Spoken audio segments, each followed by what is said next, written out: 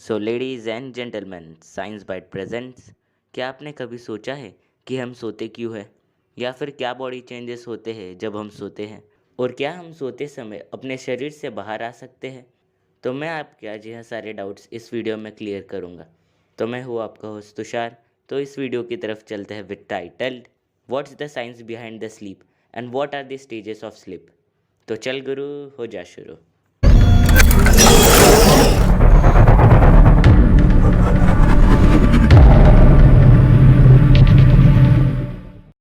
नींद क्या है? नींद आराम करने का एक ऐसा तरीका है जिससे हम अपने शरीर की खोई हुई ऊर्जा को वापस लाते हैं। तो अब सवाल आता है, वाई वी स्लीप? हम क्यों सोते हैं? तो इसका जवाब है, we sleep to restore energy which we lost during doing work, और वी आर अवेक। यानी हम अपनी खोई हुई शक्ति को वापस लाने के लिए सोते हैं। और इस ऊर्जा को वापस लाने के लिए नींद की नहीं, बल्कि आराम की ज़रूरत होती है। और यह हम मेडिटेशन से भी कर सकते हैं। पर 7 से 8 घंटे एक जगह पर बैठना कठिन काम हो सकता है, इसलिए हम सोते हैं। अब आप मान लीजिए, आप रोज़ की तरह बिस्तर पर सोने जाते हैं, और अब आप कॉन्शियस स्टेट में हैं, और थोड़ी देर स्ट्रगल करने के बाद आप सो गए हैं।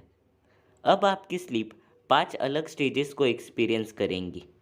हमारी नींद 2 कैटेगरी में डिवाइड होती है, non rapid eye movement non REM, और रैपिड आई मूवमेंट आरईएम। आपकी नींद के पहला, दूसरा और तीसरा स्टेज नॉन आरईएम कैटेगरी में आते हैं, और चौथा और पांचवा स्टेज आरईएम कैटेगरी में आते हैं। नॉन आरईएम स्लीप में साइकोलॉजिकल एक्टिविटीज़ में रिडक्शन होता है, क्योंकि आपकी बॉडी इस स्टेज में फंक्शन को धीमा करती है। इस स्टेज में आपकी नींद ज़्यादा गहरी नहीं होती, इसलिए आसानी से टूट सकती है। और इस स्टेज में हमारी हार्ट बीट, ऑक्सीजन कंजम्पशन और मसल एक्टिविटीज़ में धीमाहट होती है। और आप नॉन आरईएम स्लीप के बाद अब आरईएम स्लीप को एक्सपीरियंस करेंगे, जिसमें आपके सारे वॉलेंटरी मसल्स बंद हो गए हैं और आप एक टाइप से पैरालाइज्ड हो गए हो। और इस स्टेज में हम ड्रीम एक्सपीरियंस करते हैं। तो सोने के कुछ समय बाद तो आप सोने के कुछ समय बाद स्टेज 1 में रहेंगे, जिसे आप लाइटेस्ट स्टेज ऑफ स्लीप कह सकते हैं। यह स्टेज टिपिकली 10 मिनट से कम का चलेगा, जिसमें आपकी आई मूवमेंट और ब्रीथिंग स्लो डाउन हो जाएगी, और आपके मसल्स रिलैक्स होने शुरू हो जाएंगे। और इसी समय ब्रेन वेव्स, जो इलेक्ट्रिकल पल्सेस होते हैं, आपके दिमाग में जाना शुरू हो जाएंगे। अकॉर्डिंगली आपका मूड कैसा है और आपकी फीलिंग्स कैसे हैं, और आप थोड़ी और गहरी नींद में जा रहे हैं। और अब आप सेकेंड स्टेज पर हो। यह स्टेज तकरीबन 20 मिनट चलेगा।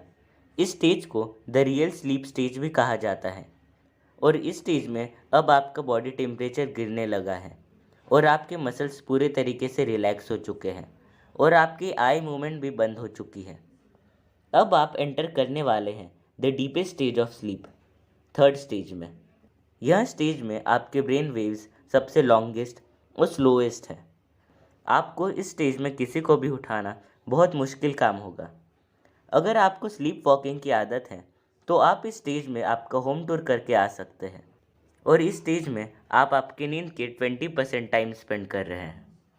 आपकी नींद कितनी गहरी होगी, यह आपने कितनी देर से नहीं सोया, आपकी एज, और आपने पूरे दिन में दिमाग का कितना उपयोग किया है, इस पे डिपेंड होता है।